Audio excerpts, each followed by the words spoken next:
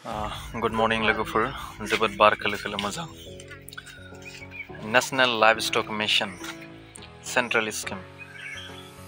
गासै जिब जुन्थु फिग्राफोरनि थाखाय मोनसे मोजां खबर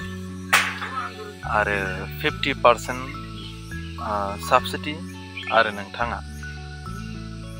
जुदि जेन्युइन आबादारिब्ला 50 लाखसिम नोंथाङा लन लानो हागोन तो बेखौ नोंथाङा बोरै एप्लाइ खालामनांगौ बेखौ आं नोंथांमोननो मोजाङै फोरमायनो जागायनिफ्राय जोबजासिम खोनासंबानो जाबाय बियो आंनि थाखाय नङा नोंथांमोननि थाखायसो फायदा जागोन आरो चेनेलखौ नोंथांमोना एसे शेयार खालामनानै हो आं गोबावदो खनसे फायो जिना हक बारा बुंबाय थाला गिबियावनो नोंथाङा जेन्युइन आबादारि जानांगोन आरो बेयो मोनसे सेंट्रेल स्किम खैदिनमाननि सिगाङाव हेमन्त बिश्व शर्माया बुंना होनाय बायदि जोंनि बड'लेण्डआव गोबां मानसिफ्रा दावराव जादों बेखौ जों बोरै मोननो हागोन दा बेखौ मोननोब्ला गिबियाव नोंथाङा ब्रान्चआव रायलायगोन साखाथिनि जाय ब्रान्चआवहाय नोंथाङा फैसानि लेनदेन खालामो बेवहाय नोंथाङा मेनेजारजों सावरायथों आरो स्ट्रं भाबै नोंथाङा रायलायबानो जाबाय गोनो गोथो बांद्राय खालामनाङा नोंथाङा लागोन बेसेबां नोंथांनि टारगेटआ मा डिमान्डआ बेसेबां हंखिया फिनो थाखाय बेसेबां नांगौ बेसेबां फैसा नोंथाङा एखनब्ला बुंगोन 30 लाख एखनब्ला बुंगोन 20 एखनब्ला 10 मेनेजारा लास्टआव बुंगोन नङा आं नोंथांनो 5 लाख बा होनो हागोन बेवहाय नोंथाङा येस होनगोन अब्लानिया नोंथाङा बेखौबो मोननाय नोंथाङा स्पष्ट भाबै खालामखा बेसेबां लागोन गोदोर एमाउन्ट नङा फिसाखौनो लादे नोंथांनि केपासिटिनि सायाव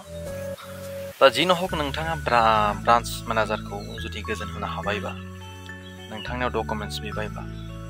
नोंथाङा सबसे फार्स्ट खामानियानो सिभिलखौ दिहुनग्रोना ला सिभिल दा सिभिला मा आं बेखौ नोंथांनो एसे गोरलै रावजों फोरमायनानै खोन्थानो माखासे मिन्थिखायो आरो माखासे मिन्थिया जायफोर मिथिया बिथांमोननि फिसा उदाहरन नोंथाङा गंसे जुदि गारि सालायोब्ला बे गारिया जुदि थाव जोबोबा मिटारा जेब्ला रेड लाइनथिं फैयो अब्लानिया जों थाव जोब्बाय होननानै खोनाबाय बुजिबाय जेब्ला नोंथाङा थाव सोनाय लोगो लोगोनो मिटारा ग्रिन लाइनथिं थाङो अब्लानिया थावा थिग दं माने गारियाव थावा मोजाङै दं बे थिग बे धरनैनो नोंथाङा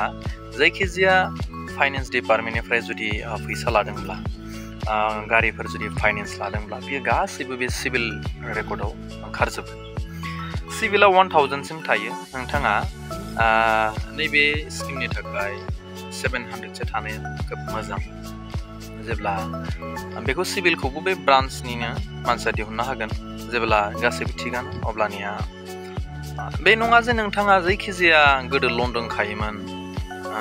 आरो गारिबो फाइनेन्स दङ बेयो जेबो गोदोर खोथा नङा नोंथांनि लेनदेना थिग थाब्लानो नोंथांनि सिभिला फाइ जागोन जेब्ला येस नोंथाङा सिगनेल मोनबाय अब्लानिया नोंथाङा फार्स्ट खामानियानो जाबाय डिपिआर दिहुनदो अर्थात प्रजेक्ट रिपर्टनि सायाव स्ट्रं जानांगोन नोंथांनि फिसा शब्दआव नोंथांनि ब्रान्च नोंथांनि फाइला जेब्ला तेजपुर थांगोन बेनिफ्राय ब्रान्चआव फैगोन फिसा बुस्थुखौ लानानै रेजेक्ट खालामना हरगोन बेखौ नांगौ मोनसे प्रजेक्ट रिपर्टजों लोगोसे फिसा आरोबाव मोननै थाबाव भ्यालुएसन ओमफ्राय पिसिआर होनना बुङो दा जोंनि उदालगुरियावथ' बे बुस्थुखौ माने जेब्ला आंनि लोगोआ जेब्ला एप्लाइ खालामदोंमोन बिथांनियाव प्रजेक्ट रिपर्टनि अनगायै लास्टआवहाय कागज साप्लाइखौ थांलाय फैलाय जादों ब्रान्चनिफ्राय पिसिआर बिबाय दा पिसिआरखौथ' आरो दिहुननो रोङाना डक्टरफ्रा रोङा आंबो गोबां जगाजग खालामनानै होबाय बाट बिथांमोना रोङा लास्टआवहाय जोंनिनो खारि जाग्रा मानसि बिथाङा हायो दा बिथाङा एसे लेभेल दा दा बिथाङा रोंग्रा मानसिनि थाखाय इजि रोङि मानसिनि थाखाय गोरा जायो नङा होमबा दा बिथाङा गावनो बुंबाय बियो गोरलैया एसे बानायबानो जायो बियो किसुमान घन्टानि गेजेरावनो जायो होनबाय बाट मोनसे खोथाया हले स्पष्ट जे माने जोंनि जायगायावहाय बिदि गेदेर पलिटिकेल लिडार फैगोन ओंखायनो आं गोबां अफिसियेल खामानि आंनाव टेबोलाव जाम जानानै दङ बेखौ मावजोबनो थाखाय आंनो मास मोनसे नांगोन बिनि उनावसो आं नोंथांनि खामानिखौ मावनो हागोन बे धरननि मानसिया दा बिदिनो गोबां माने फार्मारफ्रा उपाय गैया जायो लास्टआवहाय थांलाय फैलाय एसे लाजियो बेंकआ जाय समावहाय नोंथांनि डकुमेन्ट्सखौ बिदों बे समाव जुदि नोंथाङा गथायनो हायाब्ला लास्टावहाय बेंकआबो नोंनि सायाव मोनसे माइनास पइन्ट नुयो एक्चुअलि मानसिया थिग नङा ओंखायसो डक्टरफ्रा बा बै सिस्टेमफ्रा बिथांनो डकुमेन्ट्सफोरखौ रेडि खालामना होनो हायाखै बिदि खोथा फैयो आच्छा थ' जिनो हक नोंथांनि सिबिला थिग प्रजेक्ट रिपर्टआबो थिग जाबाय बिनि उनाव हानि डकुमेन्ट्स बानायदो नोंथांनि नामाव हा गैयाबाबो जेबो नङा नोंथाङा फादारनि नामाव हा दङब्ला खाजोना रसिद देग्लाय बोसोरनि बानायदो लेन्ड हल्डिं दिहुनदो जमा बन्दी दिहुनदो बिनि उनावहाय बाट नोंथांनो लना जुदि बांद्राय नङाबा बेखिनियावनो बेंकआ एक्सेप्ट खालामगोन खोथाया बेसो जे नेशनेल लाइभस्टक मिशनआ नोंथांनो 50% साबसिडि होगोन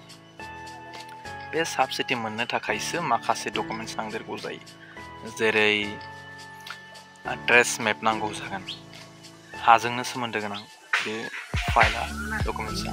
ट्रेस मेप नांगोन लेन्ड भेलुसन नांगोन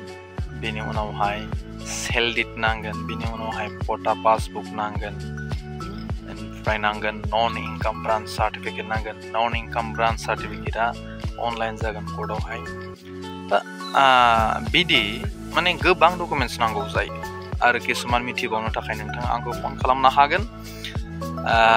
आङो एसे बोरैबा मोनखांदों खैदिन माने सिगाङाव बांद्राय एसे जादों फन खालामनाया दे एसे बांद्राय फन खालामदों मानसिफ्राहाय मा खालामगोन मा मागोन साबसिडिखौ बोरै मोनगोन सोरनियाव थांगोन सोरनियाव जुगाजुग जागोन NLM निफ्रायसो फैदों स्किमा दा नेशनेल लाइभस्टक मिशननि बिदि अफिस थाया डिस्ट्रिक्ट लेभेलाव डाइरेक्ट स्टेट लेभेलाव खानापारायाव नोंथांमोना थांनांगोन दा भेटेनारि डिपार्टमेन्टजों नोंथाङा मोजांबा भेटेनारि डिपार्टमेन्टनि डाइरेक्टरजों नोंथाङा रायलायदो नोंथाङा बेसांखिनि जिब जुन्थु दं बेखौ फोरमायदो आरो बिथाङानो नोंथांनि NLM नि मानसिजों जुगाजुग खालामना होगोन आरो अफलाइन नोंथाङा अनलाइन बेंकआव जे डकुमेन्ट्सखौ होदों नोंथाङा बेखिनि डकुमेन्ट्सखौ नोंथाङा अनलाइनावबो साबमिशन खालामनांगोन नोंथांनाव ब्लेंक चेकबो माने थानांगोन बाखि बोरमानि दाउनि अमानि बेफोरथ' थाखानांगोनखा स' आं हागौमानि भिडिअखौ थाब खालामनो थाखाय नाजाबाय माखासे खोथाखौ नोंथाङा फन खालामनो आंनाव सोंनो हागोन जेबो नङा सिम्पोल गभर्नमेन्टनि फैनाय सुबिदाफोरखौ जोङो लानाया मोजां बेनिफ्राय नोंथाङा मोनसे खामानि मावनो हायो एक्चुअलि लेटेस्ट इनफरमेशनफोरखौ जोङो आबादारिफोरा मोननो नागिरा खैदिनमाननि सिगाङाव सुपार निपियार फैखांबाय सुपार निपियार आबादाव पार बिघा 4000 फैखांबाय बेवहाय जोंनि मानसिफ्रा बा जिब जुन्थु फिग्रा मानसिफ्रा मिथिया माने डक्टरफ्रा खोन्थाया चिरां बाक्साफोरावथ' ओरैबायदि जादों आङो जेब्ला लोगोफोरनो खोन्थाहरो बिथांमोना डक्टरनियाव थाङो डक्टरफोरा मिथिया होननानै बुंहरो बिनि उनावहाय एक्चुअलि डक्टरा मिथिया मानो होनना बुङो डक्टरा नोंथांनि फाइलखौ लानाय लोगो लोगोनो बिथाङा हेडक्वार्टाराव थांनांगोन माने डिस्ट्रिक्ट हेडक्वार्टाराव दा किसुमान अफिसियेल खामानिखौ बानानै बिथांमोना खोन्थाया बिदिनो दाखालि खैदिनमाननि सिगाङाव बेबो जोब्बाय बाट बे मोनसे आनलिमिटेड बायदिमोन गोबां मानसिफ्रा पार बिघायाव 4000 फैसा मोनबाय डिस्ट्रिक्टनि माने डाइरेक्टरखौ सेन्टाय माने फन खालामनानै नोंथांनियाव गोबां माने मोजां आबादारि दङ बिथांमोना जेबो स्किमखौ मिथिया डक्टरनियाव सोंबा डक्टराबो मिथिया होनना बुङो दा बिदि जालायलायनायनि गेजेरजों किसुमाना मोनदों आरो लेटेस्ट इनफरमेशन निउसफोरखौ माने जोंनि आबादारिफोरा मोना आरो मिथिहोनो नाजाया बै सिस्टेमाव थाग्राफोरा दा जिनो हक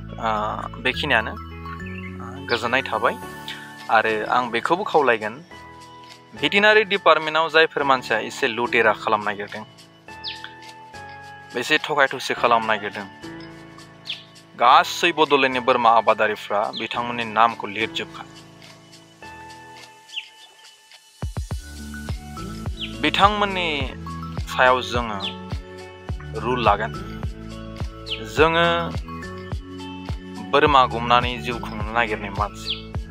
बाट गभर्नमेन्टनि फैखानाय आसनि गभर्नमेन्टनि फैखानाय लेटेस्ट बुस्थुफोरखौ बिथांमोना जोंनो खोन्थाया नोंथांमोनखौ जों निमाहा होआ आरो माबा माबि डकुमेन्ट्सफोरनि सायाव जि समखिनियाव दिहुनना होनो हायो बेखिनियाव दिहुनना होनो नाजा गोलाव सम नोंथांमोना लाना हा नोंथांमोनखौ जोंनि बोरमा आबादारि एनिमेल डिपार्टमेन्टनि मोजां खामानि मावथों होनासो नोंथांमोनखौ बहायना दोनदों नोंथाङा पजिसनखौ लानानै बारा लेभेल दिन्थिनाङा जोङो बोरमा आबादारि बा जोंबो मोजां मोजां रुल लानो हायो नोंथांमोननि हेंथायै दे आच्चा जिनो हक गोजोन्थों आरो मोनसे फोसावनाय 1962 गभर्नमेन्टआ एम्बुलेन्स लन्च खालामदों एनिमेल आयदायाव बेखौ नोंथांमोना फन खालामनो हागोन नोंथांमोननि फार्मसिम नोंथांमोननि न'सिम डाइरेक्ट थांनानै बिथांमोना ट्रिटमेन्ट हैगोन बेखौ इउज खालाम बेखौ खारखौ हो फिसा फिसा लोमजानायबाबो एकदम माने फन खालामनानै लिंहर बिथांमोनखौ फार्मफोरखौ भिजिट खालाम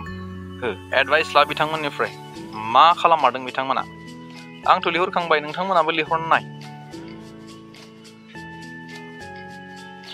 स' गोजोन्थों